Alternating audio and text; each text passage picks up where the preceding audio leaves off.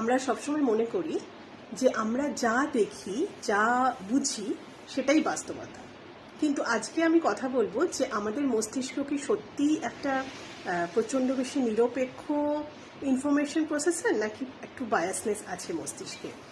Biasness থাকা মানে হচ্ছে গিয়ে আমরা কিন্তু সবসময় যেটা ভাবি বা যেটা দেখি সেটা সম্পূর্ণ নির্ভুল নয়। এটা নিয়ে আজকে কথা বলছি আমরা। আচ্ছা, প্রথমেই আমি বলবো মনোবিজ্ঞানী ফ্রিটস হাইডারের অ্যাট্রিবিউশন থিওরির কথা। হ্যাঁ, সেখানে আপনারা দেখতে পাবেন যে আমাদের ব্রেন কিভাবে বায়াসড।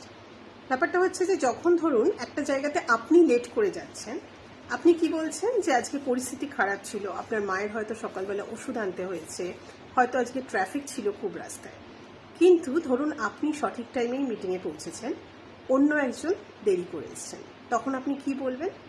আপনি বলবেন যে সে দায়িত্বজ্ঞানহীন, সে এই মিটিংটাকে বা তার ক্যারিয়ারকে সিরিয়াসলি নেয় না। অর্থাৎ আমরা নিজের পরিস্থিতিটা সবসময় একটুখানি পরিস্থিতি মানে নিজের যখন আমরা কোনো ভুল করি তখন কিন্তু আমরা সেটাকে পরিস্থিতির ওপরে বেশি জোর দিই, আর সেই একই জিনিস যখন অন্যরা করে তখন আমরা তার থেকে ক্যারেক্টার অ্যানালিসিস করি। কেন করি? এর মানে কি আমরা সত্যিই খারাপ? না, এটার মানে হচ্ছে গিয়ে যে আমাদের ব্রেন আসলে কি চেষ্টা করে যে খুব দ্রুত সিদ্ধান্ত নিতে। হ্যাঁ, ব্রেনের কাজ কিন্তু সঠিক সিদ্ধান্ত নেওয়া সবসময় নয়, ব্রেনের কাজ কিন্তু সবসময় সত্যকে উপলব্ধি করা নয়। ব্রেনের কাজ হচ্ছে গিয়ে পরিস্থিতিটাকে খুব দ্রুত বুঝে একটা সিদ্ধান্ত নিতে, যেটার উপরে পরবর্তী স্টেপ নির্ভর করবে। এটা কেন গুরুত্বপূর্ণ? কারণ আগেকার দিনে কিন্তু একটা একটুখানি রিয়াকশন দিলে মানে মৃত্যু হতে পারত। হ্যাঁ, যখন কিন্তু এনভায়রনমেন্ট অনেক বেশি ভোলাটাইল ছিল, আমরা হয়তো বিভিন্ন জীবজন্তুর সঙ্গে থাকতাম, তখন আমাদের ব্রেনের কিন্তু কুইক ডিসিশন নেওয়ার পাওয়ারটা প্রচণ্ড ইম্পর্ট্যান্ট একটা সার্ভাইভাল মেকানিজম, রাইট? ব্রেন এখনও কিন্তু সেইটাই ধরে আছে। হ্যাঁ, ব্রেন জানে যে তাড়াতাড়ি গুরুত্বপূর্ণ ডিসিশন নেওয়াটা কিন্তু আমাদের জন্য ভীষণ ভীষণ ইম্পর্ট্যান্ট, এবং সেইখানেই এই ভুলটা হয়। এটার মানে এই নয় যে আমরা অন্যকে খারাপ দেখাতে চাই, নিজেদেরকে ভালো দেখাতে চাই। এটার মানে হচ্ছে গিয়ে এটা ব্রেনের একটা ফাংশন করার ওয়ে। এটা একটা ব্রেন যেভাবে কাজ করে সেটার কিছু কিছু আমাদের বায়াসনেস, কিছু কিছু হিউরিস্টিক্স যেরকম আমরা ফলো করি, এইটা হচ্ছে সেরকম একটা হিউরিস্টিক্স। এবার দ্বিতীয় আরও মারাত্মক বিষয় হলো যে আমাদের ব্রেনের আর একটা জিনিস আছে, সেটাকে আমরা বলি কনফার্মেশন বায়াস। মানে আমাদের ব্রেন যেটা বিশ্বাস করে সেটার সপক্ষে প্রমাণ খুঁজতে থাকে। হ্যাঁ, সুতরাং পরিস্থিতি যদি এরকম হয় যে সপক্ষে বিপক্ষে দুটো পক্ষেই এনাফ প্রমাণ আছে, আমাদের ব্রেন কিন্তু সপক্ষে প্রমাণগুলোই একসঙ্গে জড়ো করবে এবং সেখান থেকে তার যে বায়াসটা সেটাকে কনফার্ম করে দেবে আরও। হ্যাঁ, যেরকম ধরুন আপনার বন্ধু হয়তো আপনাকে ফোন করেনি, ঠিক আছে, এই ফোন করেনি এটা একটা তথ্য, কিন্তু সে কেন ফোন করেনি? তার কি পরিস্থিতি খারাপ ছিল? তার কি বাড়িতে অতিথি এসছে বলে তার ফোনে চার্জ ছিল না? না, আপনার ব্রেন কি করছে? আপনার ব্রেন কিন্তু তার ক্যারেক্টারের দিকে বেশি ফোকাস করছে অ্যাট্রিবিউশন থিওরির জন্য। কি ভাবছে?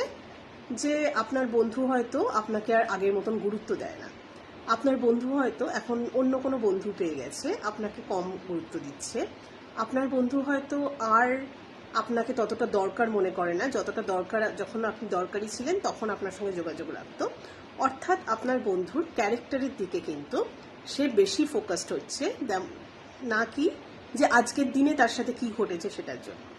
এইবারেতে কি হচ্ছে, এরপরে আপনি কনফার্মেশন বায়াসের জন্য আবার সেটার প্রমাণ খুঁজছেন যে হ্যাঁ এই তো আমি তো বলেছিলাম না, এই যে দেখ ও এর সঙ্গে এখন বেশি কথা বলে, ও তো ওকেও ইউজ করেছিল এরকমভাবে, আমাকে যেরকম দরকারের জন্য যোগাযোগ করেছে তাকেও দরকারের জন্য যোগাযোগ করেছে।